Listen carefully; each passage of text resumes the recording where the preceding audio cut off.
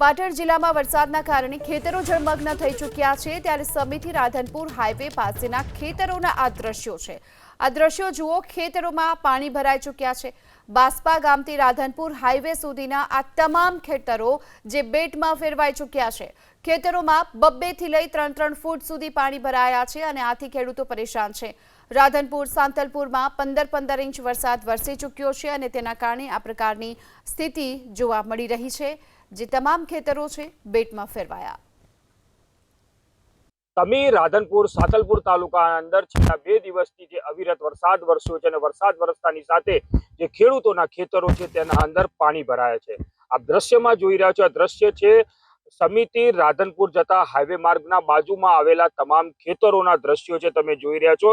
બાસ્પાથી આગળ જે નીકળતો માર્ગ છે, હાઈવે માર્ગ પરના આ જે જગ્યા છે તે ખેડૂતોની ખેતરની જગ્યા છે અને ખેતરના અંદર હાલ તો ખૂબ મોટા પ્રમાણના અંદર પાણી ભરાયા છે। પાણી ભરાવાના કારણે ખેડૂતો છે ક્યાંક મોટી ચિંતામાં ફેરવાયા ગયા છે। આ દ્રશ્યો જોઈને તમને એમ લાગશે કે નદી નાળાના દ્રશ્યો હોય, પરંતુ આ દ્રશ્યો નદી નાળાના નહીં, પરંતુ આ ખેડૂતોના ખેતરના દ્રશ્યો છે ને તે ખેતરના અંદર વરસાદી પાણી છે તે મોટા પ્રમાણના અંદર ભરાયું છે।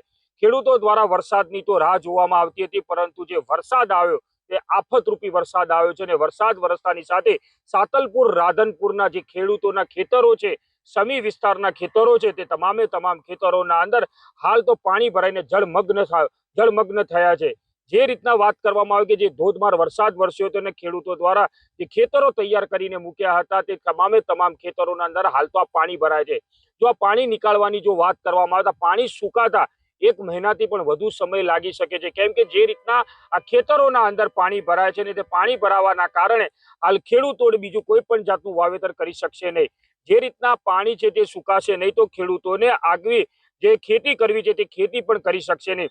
તેને લઈને રાધનપુરના ધારાસભ્ય લવિંગજી ઠાકોર દ્વારા મુખ્યમંત્રીને પણ પત્ર લખવામાં આવ્યો છે કે જે ખેડૂતોના ખેતરના અંદર જે નુકસાન હોય તેમજ જે ખેતરોમાં પાણી ભરાયા હોય અથવા જે પશુપાલકોને નુકસાન છે તમામનો સર્વે કરવામાં આવે, સર્વે કરીને ખેડૂતોને છે જે ચૂકવણી કરવામાં આવે તેવી હાલ તો ધારાસભ્ય લવિંગજી ઠાકોર દ્વારા માંગણી પણ કરવામાં આવે છે। પરંતુ જે આપ દ્રશ્યો જોયા છે તે સમીથી રાધનપુર હાઈવે પર આવેલા જે ખેતરોના છે તે ખેતરોના દ્રશ્યો છે અને તમામે ખેતરોના અંદર હાલ તો મોટા પ્રમાણના અંદર પાણી ભરાય છે અને પાણી ભરાવાના કારણે જગતનો તાજ છે હાલ તો ચિંતિત બન્યો છે।